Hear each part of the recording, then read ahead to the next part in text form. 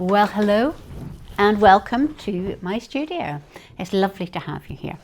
And today I am going to be talking about rag rugs and why they are a really nostalgic thing for me, why I have currently got itchy fingers wanting to start making one, and also a bit about this wonderful exhibition, Winifred Nicholson Cumbrian Rag Rugs, which I went to see a couple of weeks ago and which is at the Tully Museum and Art Gallery in Carlisle. It's only on for another week or so, so if you're in the area, I would suggest making time to go and visit. So, rag rugs. They are, as the name suggests, rugs made from rags. And they are something that I feel very nostalgic about. My grandparents lived in the northeast of England, and my gran in particular, my mum's mum, Lillian Clark, she made a new rag rug every year. It was a winter thing.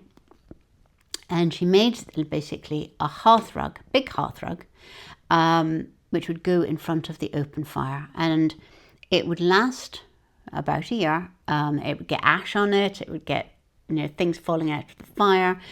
It would then be replaced by a new one.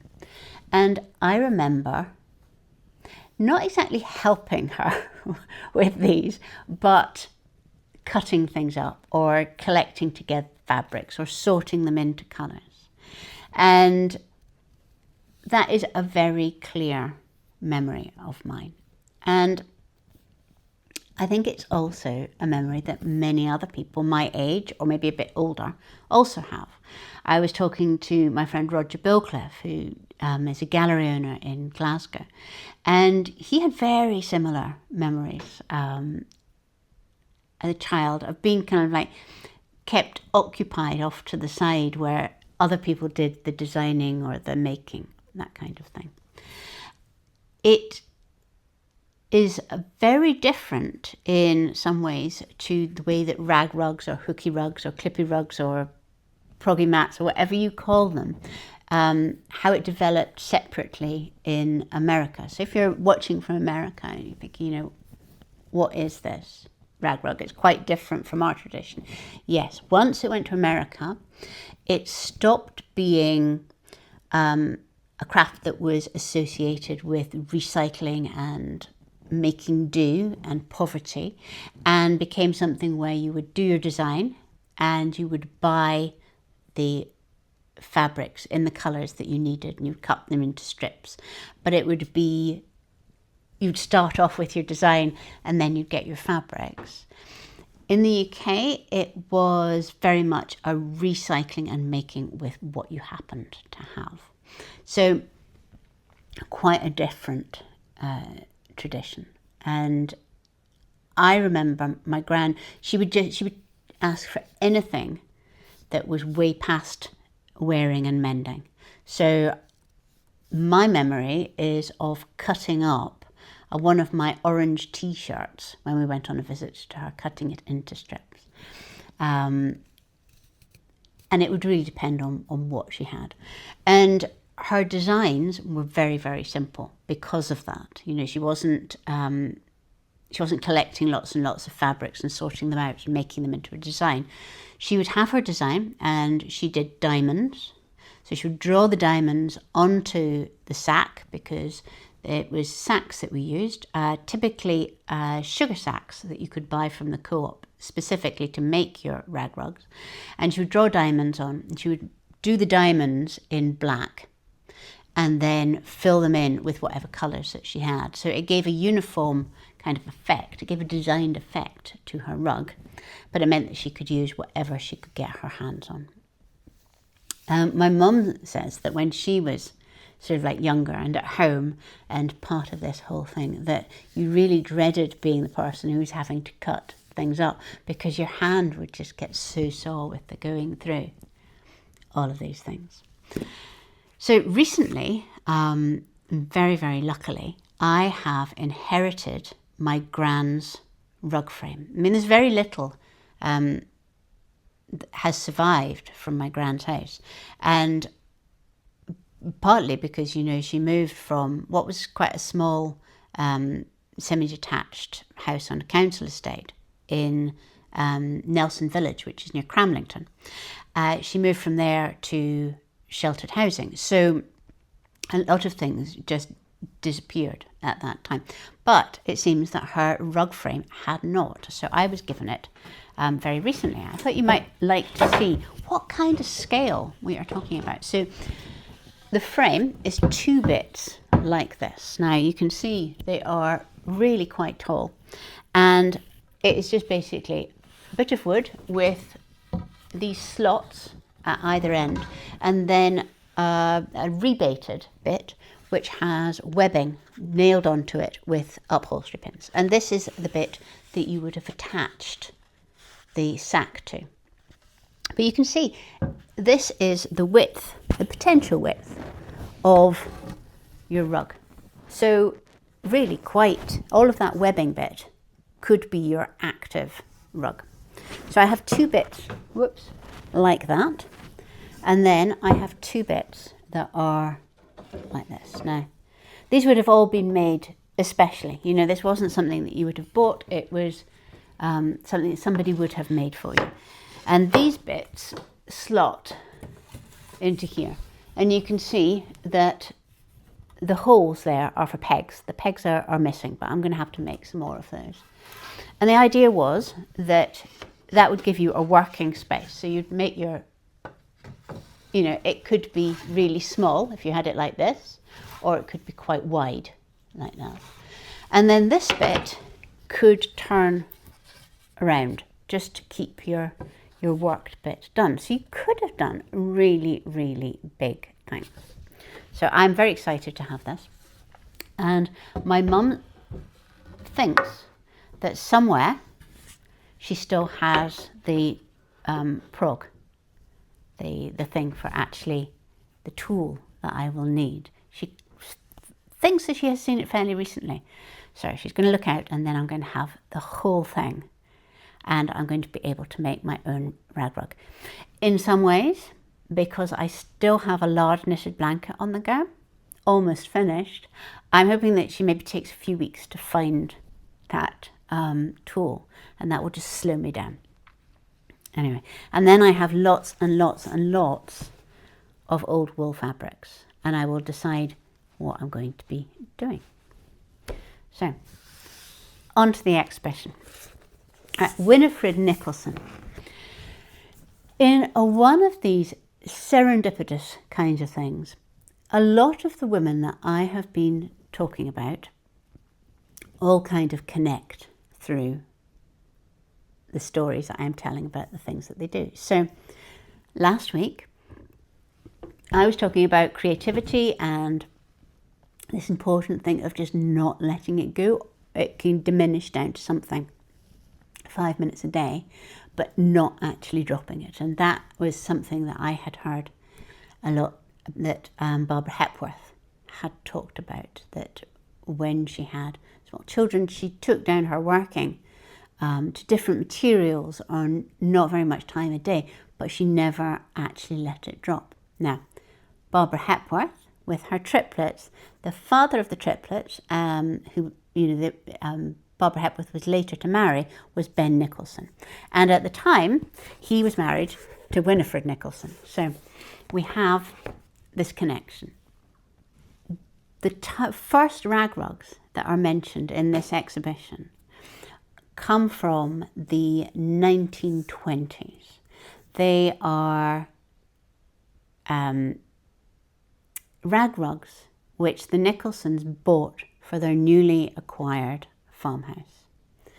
They had spent the first 3 years of their marriage in Switzerland, in Lugano, painting, putting together exhibitions. But then when they came back to the UK, they bought a farmhouse in Cumbria, and they moved there. It had flagstone floors, it had a range, it was sort of like a traditional farmhouse. And what Winifred wanted to do was to show that you could have very modern art in a traditional house. So she had bought a painting by Mondrian, you know, the white with the lines and the primary colours. She hung that on the wall of this very, you know, traditional stone Cumbrian house things. And then she wanted to decorate the rest of it in a way that would go with that she could take photographs, because she was writing an article that was going to be published. So on visiting their neighbours, the Warwicks, went into the kitchen, and there was Margaret Warwick, their neighbour, sitting with a frame, very like my gran's, I assume, making a rag rug. And Winifred was fascinated. And they ended up buying a rug, or maybe they were given it, but it was quite usual for these rugs to be for sale. They ended up acquiring a rug that Margaret Warwick had made, and it is of two cats, quite like, you know, sitting there, a bit like Staffordshire dogs, you know, that very kind of primitive, caught in the headlights kind of way. And then in between them, fire burning in a grate. And then all around the outside, a very traditional border for all kinds of rugs of flowers, flat kind of flowers. And this rug went into the Nicholsons' bedroom. And it was an original work of art by Margaret Warwick. Now, they also decided that they would like to have a rag rug down in sort of like the main space in front of the fire there, where there are comfy chairs that are covered with nice loose covers, and where the Mondrian hung. So Ben sketched out a rug, and the sketch is basically, it's a grid with dividing up into squares and then words. So, you know, sort of like the names of animals in it, and kind of like some squiggles. And this rug was made by Margaret Warwick's daughter, Mary Buick. And she was an incredible rag rug artist. Her work is so fine. She can get really strong pictorial qualities. She, instead of having, you know, large gaps between each of the pulling up, she was just leaving one or two threads of the Hessian. It's the workmanship is incredible. And Winifred describes her as an artist. And I am pretty sure that when they went to Mary Buick and asked her to make this animal faces rug, that they felt that they were commissioning an artist to make something for their house, because they commissioned other artists to make things for their house. They wanted a house full of art. But now, this rug is down as a Ben Nicholson design. And all of the work that Mary Buick did, not just the sort of like the physical crafting it kind of work, but the design, the taking it from that grid with the words on it to something that hangs together, the choice of the fabrics, the livening it up with this sort of like the tartan bit in the middle, the the creation of it, the design of it was her.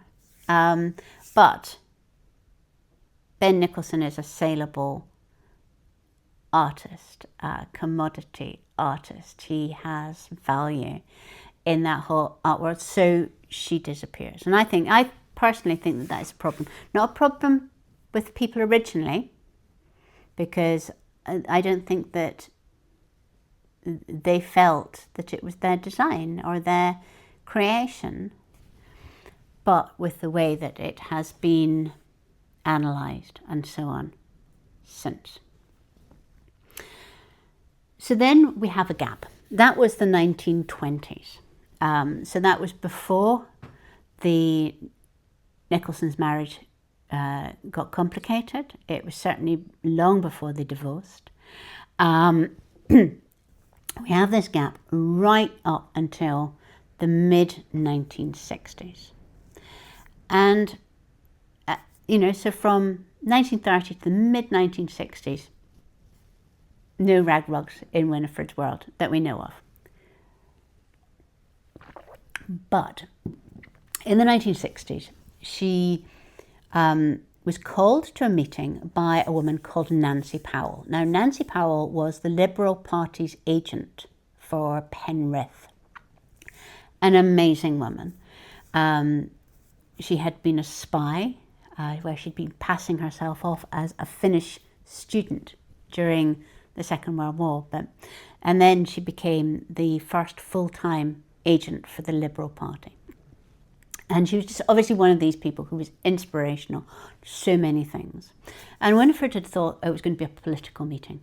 But she got there and she found that actually Nancy had an idea. Now, Nancy was a very stylish woman.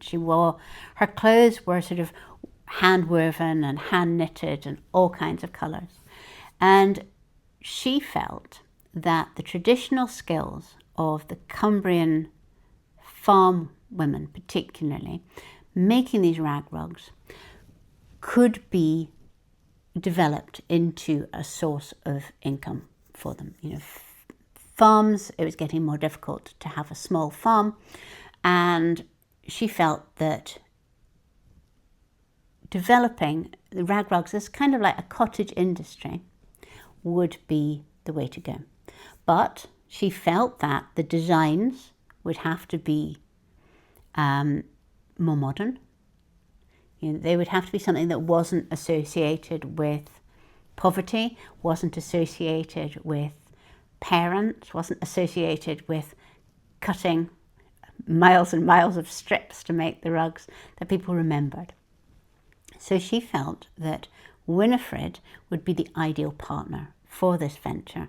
Winifred could help design things. She had a really sort of like keen eye, and she also, and very importantly, would have the contacts to sell them. So from the 1960s, Winifred was designing rag rugs and having them made by women. Now, once again, the designing was very light touch, and I personally feel that this shouldn't really have Winifred Nicholson necessarily here as top billing. I think that, Cumbrian rag rugs would be maybe a better thing.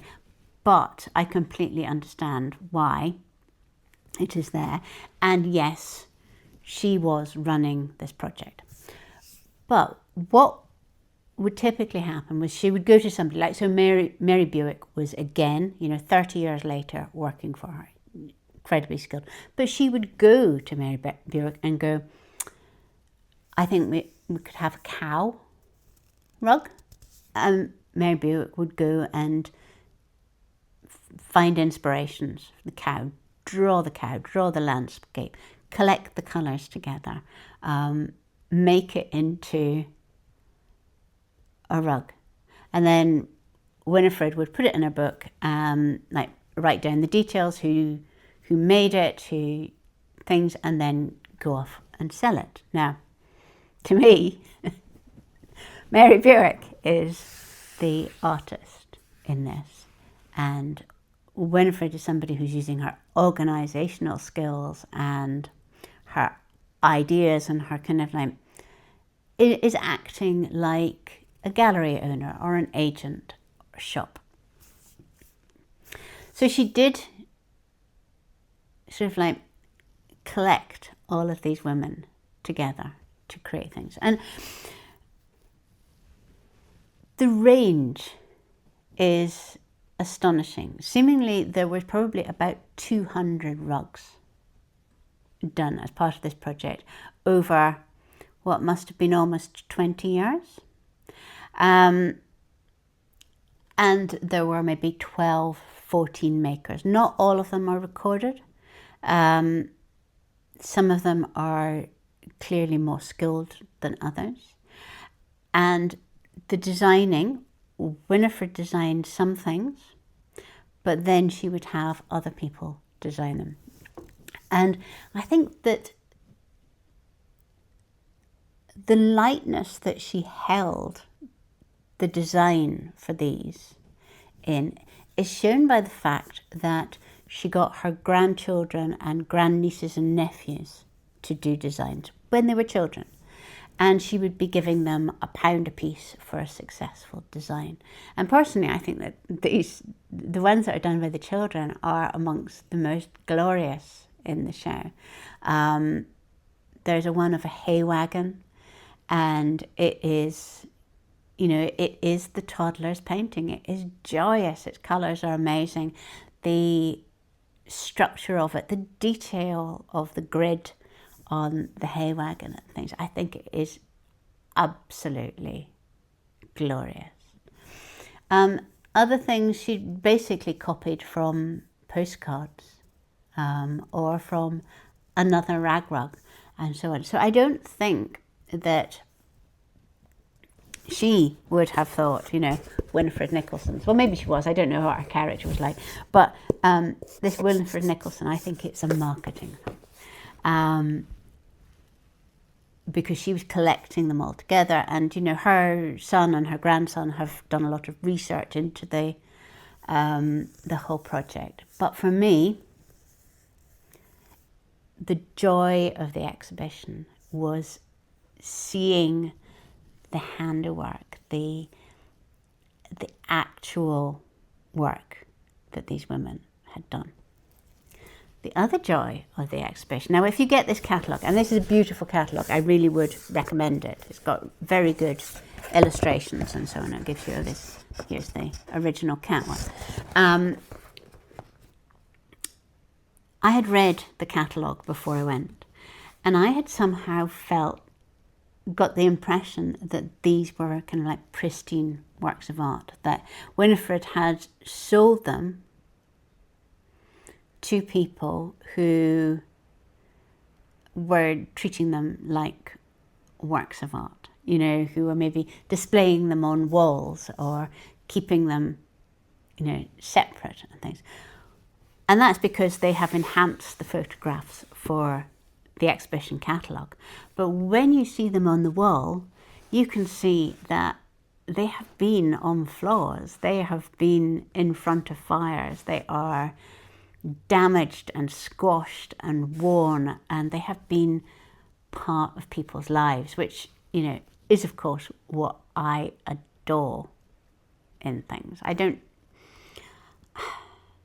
respond nearly as much to things that are pristine as things that are worn and bashed and have that air of being joyously loved. So I have been completely inspired by this, and I have boxes and boxes of bits of wool here, which probably means that I'm not going to be able to make one of these flat ones because my wool is not going to be in long enough strips. So what I'm going to be making is a shaggy kind of one, a clippy mat, as my mum would say, which is a slightly different technique and where you can't be as pictorial, but so mine are going to have to be much more abstract. There's not going to be any cows or sheep or cats, but it's all going to be about colour and texture, and finally finding a home for all of these tweed samples that I have of wool and silk. So I would love to know whether you have memories of rag rugging, whether it's something that you have done. Do you have any tips for me when I'm sort of like deciding what I'm going to be doing with this? Have you been to see this exhibition? What did you think of it? And so let me know in the comments. And until next week, bye-bye.